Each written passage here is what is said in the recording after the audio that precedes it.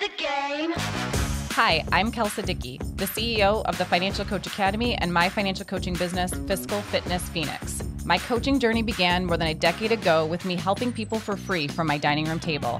What was once a little business of mine has grown into a 7-figure company that employs a team of people. My goal is simple, to help you fall more and more in love with financial coaching. I believe financial coaching is the most rewarding way to make a living. If you are an aspiring financial coach or have been coaching for years, I'm here to help you create a business you love that gets your clients massive results. Let's get to it. Hey, Coach. Welcome to episode 54. We're going to talk about some trends in the financial coaching space. But first, a review from Melina. I hope I am saying your name correctly. Thank you very much for the tremendous generosity and care you shower onto your community.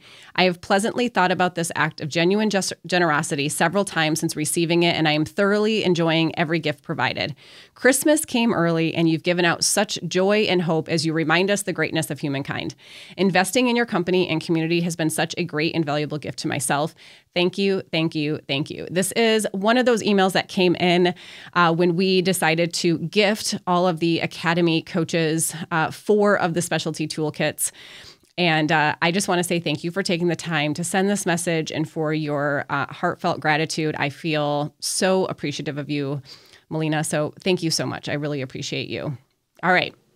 Let's dive into today's episode. I thought we could have some fun talking about some of the trends that I am seeing in the financial coaching space these days. To be clear, these are purely my observations. This is anecdotal, which means it is based on my personal accounts and not some study with stats or figures. So it is just something that I'm noticing. There's some shifts that I'm sensing, if you will, and all are just from conversations that I've had with advisors or planners or other coaches. So this is just my take. I've got a microphone here in front of me and I'm going to use it, okay? So pull up a chair, Coach, and let me tell you about way back when I first started coaching and I had to walk to school in a blizzard and uphill both ways every day. Okay, I didn't actually walk to school, let alone walk up hills both ways, but you get the idea. When I first started financial coaching, no one knew what it was. There were no other financial coaches.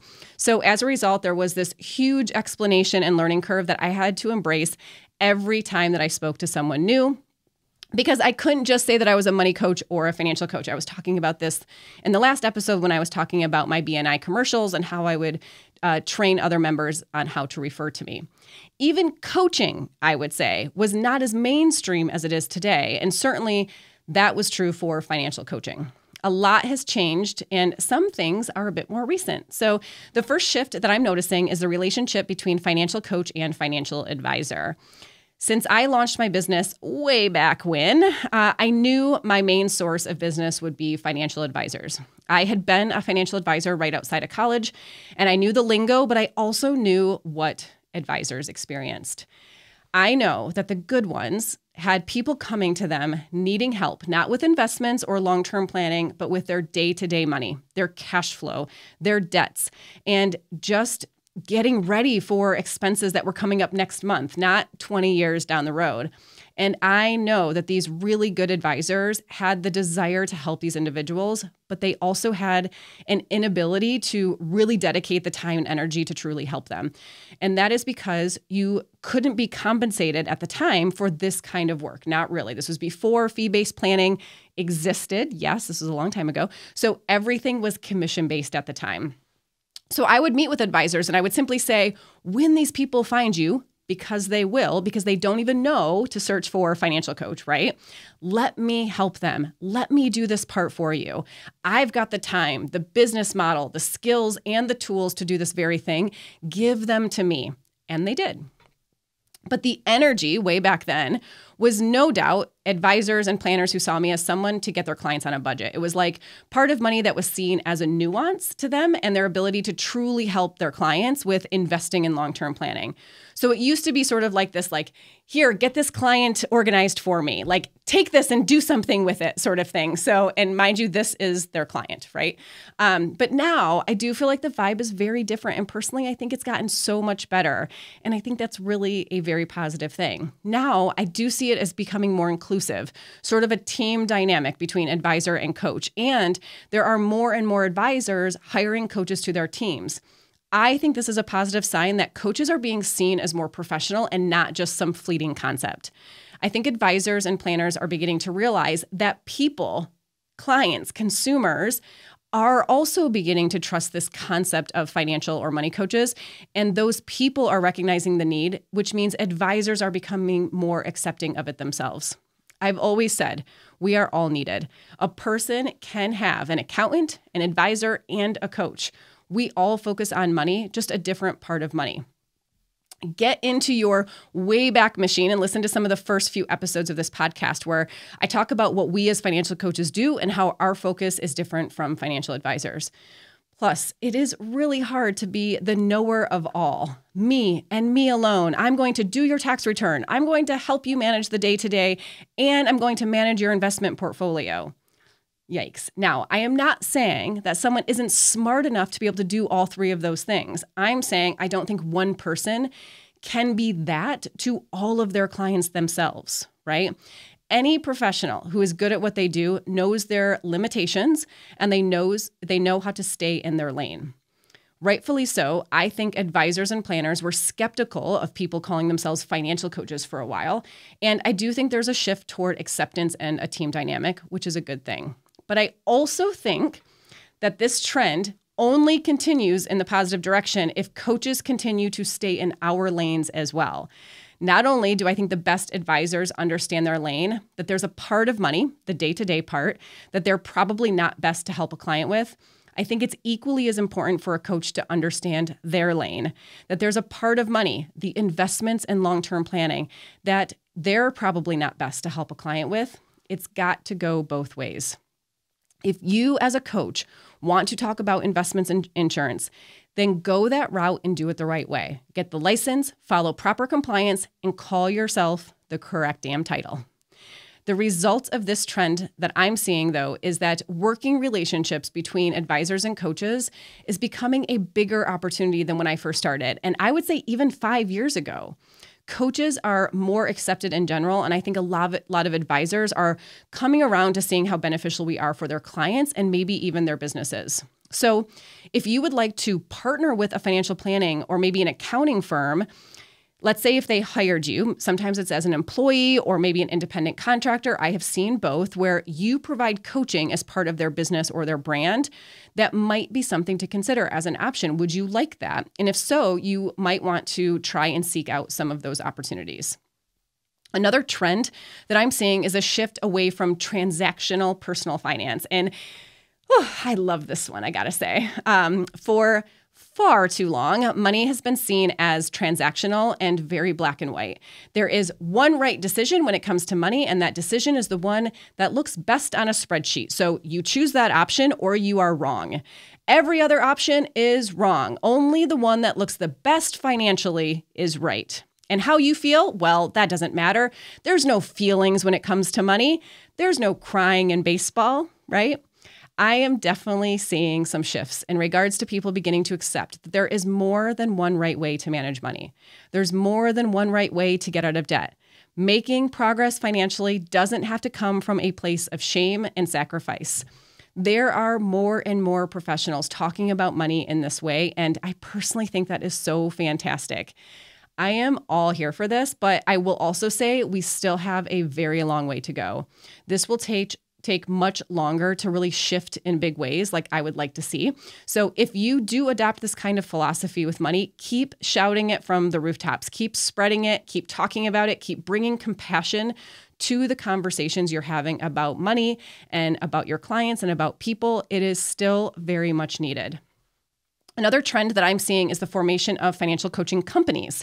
So there are those of us like me who are really more one-on-one, I would say higher touch, higher price point, boutique almost, like in the coaching services that we provide. But then there are some more volume-based coaching companies, not just starting, but showing some real traction, I would say. Meaning they seem to have figured out how to make it sustainable, which I think is great. For a little bit there, I would see one of these companies sort of pop up, but then a few months later, they would be closed already. But it does seem now that they're really starting to figure things out. Some examples of these companies are, and these are just a few examples, okay? This is definitely not an exhausted list. Dow Jones, Boulder Money, YNAB, which of course has been around for a while, as most of you know. Started as a fintech company, but now has coaches from what I understand. And I do think this is another good example of one of the shifts in personal finance that I'm seeing, that there's the tool, which helps with the financial part of money. And then there's the human who helps with the human side of money, right? So I think YNAB is a really great representation of some of the shifts that we're seeing. Her Money, I interviewed Jean Chatzky, the founder of Her Money, on an earlier episode of this podcast. I want to say it was episode 6. There's Financial Gym. Fruitful is one of the newer ones that's showing up in my feed. They've got some ad money going. I can tell because they're in my Instagram feed all of the time. I'm actually coordinating an interview with the founders of one of these companies. We're chatting about it right now. So stay tuned for that. We'll have one of those on our podcast here, learning about the opportunity, how they're structured, all that kind of stuff. And I'm excited to have her as a guest on this podcast. Now, some of these, not all of the ones I listed, but some of these are marketed as financial or money coaches when they are really licensed reps who offer insurance or other investment options like IRAs or annuities. And my personal opinion, I do sort of wish that these were kept separate. But again, just my personal take. Purely from my own experience with clients and the conversations with advisors that I work most closely with, having the coach separate from the advisor is a win-win-win for everyone. Advisors have often told me how not only do they not really have time to be coaching their clients because they are running their businesses, managing compliance requirements, staying on top of the investment portfolios, and attending trainings and meetings galore, but it actually works better for them when they are not the coach. They find the client is more bought in because they don't question, even for a second, the motive or intentions of the advice they're receiving. I have heard this time and time again. I have heard it from advisors and the clients themselves. And that is true when the coach is employed by the advisor even. So even if the coach is able to tell the client, the only way I am paid is by the fee you pay for coaching, I do not get a commission from anything I discuss with you, that can be a game changer for some clients. So I do think it applies to these types of business models as well, where the coach is trained, hired, and expected to offer coaching, but also sell products and get commissions. I am not saying don't be a coach who also receives commissions from other things. I'm saying be honest in your marketing about that. And some of these companies, again, not all, are not disclosing that in a transparent way, and me no likey. But with the infancy of every profession, which I would say financial coaching is very much an infant profession, there's some missteps as well. One trend that I think represents a misstep for our profession, again, my personal opinion, are companies such as Transamerica and Primerica. These are my least favorite, although there are many others that are like them. On one end, these companies have the same business model life insurance companies have had forever. There's nothing new at all about them. What's new is the marketing and positioning that we're money coaches and will help you with budgeting. They're simply hooking their life insurance wagon to the money coaching train. And I just don't like that avenue of it. I don't like the sort of like bait and switch part of it. If you want to be a life insurance agent, do that and be great at it. And if you're listening right now and you work for one of these companies, I am not saying you are bad. I am saying the company's business model is bad. I am not even saying that these companies are all bad and that there's nothing good at all about them. I rarely see the world in absolutes where something is 100% good or 100% bad. It's just that in my opinion, their bad outweighs the good.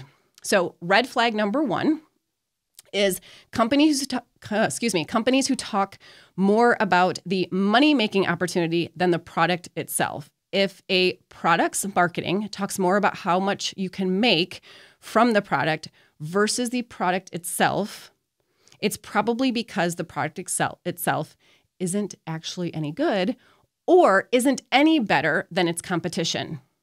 It doesn't have a differentiator as far as quality price, convenience, or any other value-added proposition. So it uses income potential to be the differentiator. Look how much you can earn selling this product is, in my opinion, equivalent to a magician's sleight of hand. I went to Primerica's website while preparing for this episode, and sure enough, they do a great job selling the dream. The dream of passive income, being a part of a movement for change, gaining financial freedom by becoming a rep, and having your own business. I just personally do not buy what they're selling. Red flag number 2. The emphasis on recruitment is a no-go for me. When you are first starting out, you have to learn how to coach. So how to have these really in-depth conversations with clients where you're not just passing along knowledge, but you're teaching self-awareness and self-trust so that they feel encouraged to take action with the knowledge you gave them. That is no small thing that you have to learn, right? You are also learning how to run your business and sell your coaching services. Again, those are not small things. And now with these companies, you are also learning how to recruit. And learning how to recruit and learning how to sell coaching and also how to be a coach are very different things. They're very different skills that you have to cultivate. No matter what business you are in, every offer that a business has inside of that business likely has a different sales process, flow, and cycle. For example, when I used to offer corporate wellness workshops, the sales cycle for that work was really long. You would meet with HR. HR would want to bring in the CEO, and then they'd get it on their budget so that when fiscal year came around, it could be part of the budget talks. And there was just so much red tape all the time. Compared to offering my coaching program to one individual, it's usually one conversation, very different sales psychology, very different words used. The process is likely not the same. The timeline, the various checkpoints we're shooting for, you name it. And I just think the learning to recruit part is a total distraction for a newer coach and a waste of time. If you have a course you sell, let's say, as well as one-to-one private coaching, those are two different sales processes. If you have a product, selling a product is different than selling a service. Your method for selling is very different. So these companies, you are learning to recruit, you are learning to sell a product, and you're also learning to sell your coaching services, let's say, or budgeting help, whatever they're calling that. You're also learning how to run a business. And in order to provide that help, hopefully you're also learning coaching skills all at the same time. When it comes to a course in private coaching on your website, the person who wants a course is not the same as the person who wants private coaching. So we are now talking to two very different audiences, right? Also, if your compensation plan, you know, the one that they say will help you to make extra money with minimal effort or gain financial independence or be your ticket to earning passive income is tied to your ability to recruit others, then in my opinion, this is a problem, especially for a newer coach. I personally think learning how to coach and learning how to invite people to work with you as a coach to get results are superior areas of focus for your time, energy, and growth than learning how to recruit for the company where you are simply hanging your license. Now, I am sure some of you working for Primerica or Transamerica or whatever these other names are that exist out there are listening and you're thinking, I don't do it to recruit, or I'm not trying to pitch insurance to everyone under the sun, those types of things. And that is great. I know not everyone who sees these companies as an opportunity fits into the same box. I promise that I know that. If you are listening, I know you are out there just trying to do a good thing. I see you.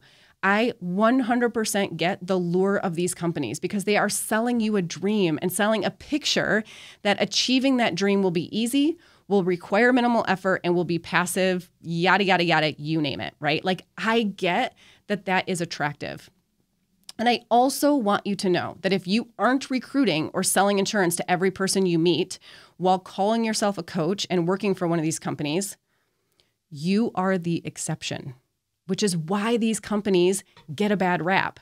They don't get a bad rap because people like you who are just trying to gain experience and truly help people, they get a bad rap because of the 99% of their reps who aren't like you. I have spoken to so many coaches who worked for these companies, but have since left, and they have told me that the predatory practices they are encouraged and even trained to do. And I've done my own little experiment with this as well. I have done a bunch of one-to-ones with Primerica reps who reach out to me on LinkedIn or Instagram, or maybe we run into each other at a networking event and they hear I'm a financial coach. And a lot of the times these people don't know who I am. They don't know that I've already got a good little business going for myself, that I've been doing this for a while. They don't know any of that, right? They just hear that I'm a financial coach and they want to meet with me and I say yes. I go into it with giving them very little information and I'm not really guiding the conversation in any way. I will ask questions like, how exactly are you coaching clients on budgeting? Or what have you found works best to help clients get out of debt? In total transparency, I do present myself as being very green when I do these one-to-ones. And I do that because I want to see where they take the conversation. I essentially let them lead the conversation. And 100% of the time, I have been recruited to join their team and get licensed to sell insurance and offer products. And 100% of the time, how much I could make from doing that is touted. So keep in mind that my opinion in this episode, which again, this entire thing is just all my opinion, stems from these particular experiences, which may be very different from your own.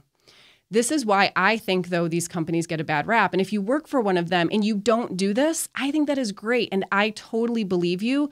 But this is what you have to battle against. Just like every good financial advisor has to battle against all the sleazy advisors, and all of the good coaches have to rise above the fake coaches, right?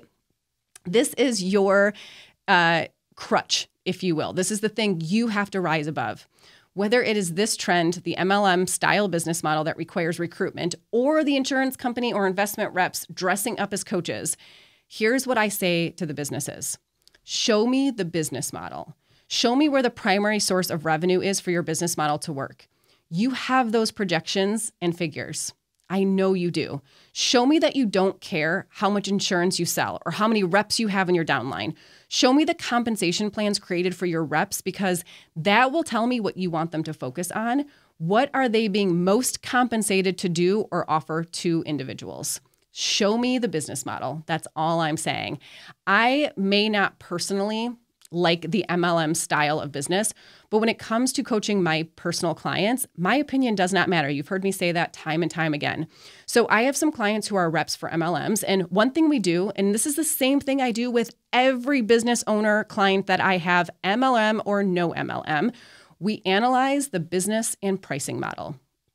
For example, I had a client who owned a baseball training business. This was not an MLM. This was his own business he built from the ground up. He had his own business name, logo, you name it. He would coach high school athletes who were really good and looking to get scholarships or go pro. These were kids who had scouts checking them out. He loved his business, but he was completely burnt out. He was in over his head financially and kept saying that he had to get his spending under control. When we looked at his business model, in order to cover his expenses and take a paycheck, and I would say not even like an insane income, a reasonable income for any business owner and a dad of 4 kids, he would have had to book 80 of these coaching sessions per week, 80 of them. That is not reasonable to expect. You need to be able to take time off and not work like that just to make ends meet. In other words, he had been so hyper-focused on trying to spend less that he completely overlooked that his business and pricing models were to blame. Also, quick little plug here. We're currently working on our next specialty toolkit now, and it is for financial coaches who help business owners. So when I say that we analyzed his business model and pricing model, if you're not sure how to do that for your business clients, we are going to show you step-by-step exactly the process that we use at Fiscal Fitness. So stay tuned for that. And if you are curious, you can add your name to the toolkit waitlist so that you're notified when this one becomes available later in the year. You can go to financialcoachingtoolkit.com and add your name. But what we ended up doing for this client was we revamped the way he delivered his coaching. He put kids in groups of 3 instead of the private one-to-one, and he focused on specialties such as pitching, battling, fielding, those types of things. The result was a business model that was actually viable. A year later, he was in a completely different place financially and just the way he felt about his business and his life. With each one of my clients who is in an MLM, we do the exact same thing. we look at the compensation plan that the company offers and we devise a plan for their business. Let's create some goals and targets so you can be as strategic as possible with how you spend your time and energy in your business. That is what I tell my clients. And with every conversation, they are shocked at what they would make if they did not recruit. So it's not to say you can't have a business and not recruit or just use the products for yourself and that sort of thing. Of course you can. But then does the outcome match the dream life they are selling? Chances are those two things don't jive. You can't have this dream scenario that they're selling you and not recruit, not have a downline. And if you're listening and you're saying to yourself, I'm just doing it for the experience, that's wonderful. That's terrific. Then just promise me that if you and I ever meet for coffee or a cocktail, you're not going to try and recruit me. Side note that I actually think this could make a great niche, focusing on those in MLMs and helping them to better understand their compensation plans. It is so needed, especially in some markets, the Midwest, for example. From what I understand, Canada has some good rules against MLMs and their transparency, so I'm not sure if this is as needed there or in various markets, but financial coaches could be really helpful in this arena, so something to consider if you're looking for a niche. Last thought on these types of business models that combine coaching with some type of investment or insurance advice before I move on to the final trend that I'm seeing. I also think the more these two roles are blended as one, a money coach who is also offering some type of investment advice, or a money coach who has to sell insurance to really make any money themselves, the more likely financial coaching will become regulated. Right now, financial coaching is under the coaching and then the life coaching umbrella. And since coaching isn't regulated, financial coaching isn't regulated. That could, again, I don't know for certain, this is just Kelsey's musings in this episode, that could begin to shift the more of these dual-focused companies begin to exist. This would make me sad, not because I don't think there shouldn't be some regulation of coaching in general. That is a conversation for another episode. But because I personally don't think it should be done in the same way as securities regulation. The more these securities or insurance companies hook themselves to the financial coaching train, the more likely it is that we will be seen as a segment of that industry, and I personally don't think that we are. The investment side is already regulated. These individuals should be meeting compliance requirements because they're licensed in giving that type of advice. It's not their coaching role that is problematic. The fact that they call themselves a coach is just their marketing title, but the role they're actually playing is that of a regulated industry. But this is probably a conversation for a whole nother episode. So to bring us back, the point is that one trend that I am seeing are more companies who are offering coaching in a more volume-based way, which is a good thing. But some of these companies I'm skeptical of because it seems like they're just putting lipstick on the same damn pig that's been around for decades. And not only am I personally cautious, but I also worry that some of these companies only harm the reputation and future of the profession as a whole. Again, this is all just my opinion. The last trend I want to talk about in today's episode and that I'm seeing is the number of organizations hiring financial coaches to their teams. I am seeing more banks and organizations hiring financial coaches to their staff, and I think this is a great thing. The biggest shift where I'm seeing this happen is with banks. They are wanting their tellers to be trained in having better conversations with bank members and customers. And they are hiring people to act as coaches too. So a lot of banks have financial planners already, but I'm seeing a trend toward the training of these individuals to help with more of the day-to-day part of someone's money, or the bank is actually hiring an entirely separate person to do this in addition to the financial planner. I've been in talks with a few different local banks in the past year where I've been asked to train these new positions. There are also more companies, although this is a lower, slower sort of trend, who are hiring financial coaches to their organizations to support their employees. If you haven't read the book, The Dream Manager by Matthew Kelly yet, I highly recommend it. The book was published in 2007 and reads as a fiction, but it's based on real life. Kelly launched this idea of a dream manager position inside of a real business in 1996. It was a janitorial company called Jancoa, I think is how you pronounce that. Jancoa Janitorial out of Cincinnati, Ohio. It was a success, and he published the book 10 years later. When I read the book, I just kept thinking to myself, a dream manager is a financial coach. That's what it is. Financial coaches are dream managers. Dream managers are financial coaches. And this concept of a dream manager or a financial coach being hired in organizations is happening more and more. It is still really early and somewhat rare, but it is exciting to think that this is where companies are heading. Personally, I think every company should have a dream manager. At Fiscal Fitness, all of our team members receive free financial coaching. They are assigned a coach that they have regular coaching sessions with. It is optional, but most of our team members take advantage of it. It helps you build a life outside of work, but also to see how work can amplify your personal and life goals. I have always said, when I hire someone for my team, I'm ideally hiring them for a lifetime. That's how I think about it.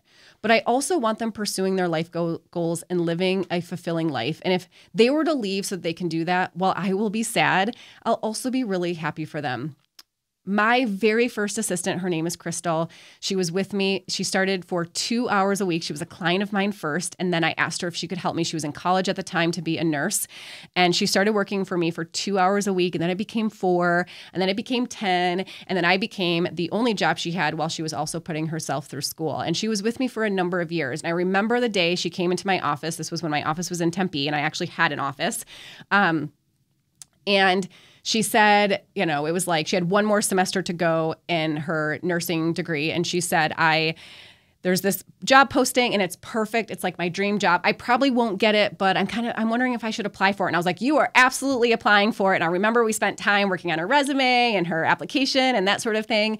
And it was a couple of months later that she found out she got the job. And she ended up leaving Fiscal Fitness in order to become a nurse, which was what her dream was. And I could not be happier for her. If I can be a stepping stone for any of my team members to live a better life, then the thing that I can do is support them with financial coaching in order to create that better life, right? For some of my team, I do believe that the work they're doing is their zone of genius. I believe it is their passion. They love what they do, and I hope that they will be with me forever. And I also know that some people probably have different goals and passions, and that is okay too. Because some of you are probably wondering as I talk about this, these coaching sessions are kept private. I do not hear about them. I do not see my team members' budgets or net worth or anything that they're doing with their coach. Not only would I not want to see this out of respect for the team member, but personally, I can't make business decisions such as year-end bonus amounts or what someone's compensation is based on their financial position. So I do not see any of this. The conversations and any financial information is kept private between the team member and their coach, and that is a very firm policy that we have on my team. So these types of positions inside organizations are something else to consider. Keep your eyes open to these opportunities because they are beginning to exist. And it might be that you have to create this type of opportunity. So if you're talking with someone in HR at a big company or the CEO of a medium-sized business or with someone at the bank, bring this up to them, plant the seed and get them thinking about this as an opportunity as well. So what do these trends mean for private coaches like myself or maybe like you? Overall, I think most of these trends are really positive and show growth for our profession. If you think about it, financial coaching is at its infancy as far as professions are concerned, but it's really starting to gain traction more and more. And as that happens, we'll all see new opportunities attempted by companies. Some will pan out and some will fizzle out. Even with these new positions becoming more accessible, people will still want to hire a private coach. All these new trends simply make financial coaching more accessible for those who need it, and they make financial coaching as a whole more mainstream, which is a good thing for all of us and the people we so badly want to help. It also creates opportunities to gain experience when you're newer without having to launch your own business in order to gain that experience. Some of you will appreciate that option, and others, like me, want to have your own business and do it your way, which of course has its own set of pros and cons. Our profession is ever growing, just like every other profession. It's important to pay attention to these types of trends because it probably changes the way you position yourself inside of your profession. How are you different? What do you offer that these opportunities don't? And that's not to say they're wrong. They're just different in some way, and you in a way that other people might want, right? There will always be the people who don't want to talk with someone at their place of employment, even if it's available. There will be people who see what a private coach is saying or sharing and think that resonates better for them. There will always be people skeptical of banks, let's say. There will always be a need for private financial coaches too. The more opportunities that exist, the more important it is for each of us to own our unique value proposition. A unique value proposition, UVP, distinguishes a business from its competitors. It clearly articulates why a potential customer should choose your particular service over others. I'm personally a fan of the trends that I'm seeing for financial coaches. There are some really great opportunities for coaches to gain experience, make the work we do more mainstream, and I think those are both really good things. But I also think it's important to be cautious. Next episode, we're going to talk about some of the things that give coaches a bad name, and we'll also discuss ways to avoid them in your own business. Coaching is all about figuring out what you think of something and how that is impacting how you feel and the actions you take. I would love it if you took the time to answer today's reflection question. What do you think of these trends? You heard my opinions today. I'd love it if you shared yours with me. I believe financial coaching is the best and most rewarding way to make a living. I truly love what I do. If you're ready to learn and see how to become a profitable, successful financial coach, check us out at financialcoachacademy.com to learn more about our online courses, free trainings, and our events. As always, I love hearing from you. If you have any questions for this podcast, submit them at financialcoachacademy.com/podcast. And if you love this podcast, please hit subscribe and leave us a review or a rating. And it would mean the world to me. I'll see you next week, Coach.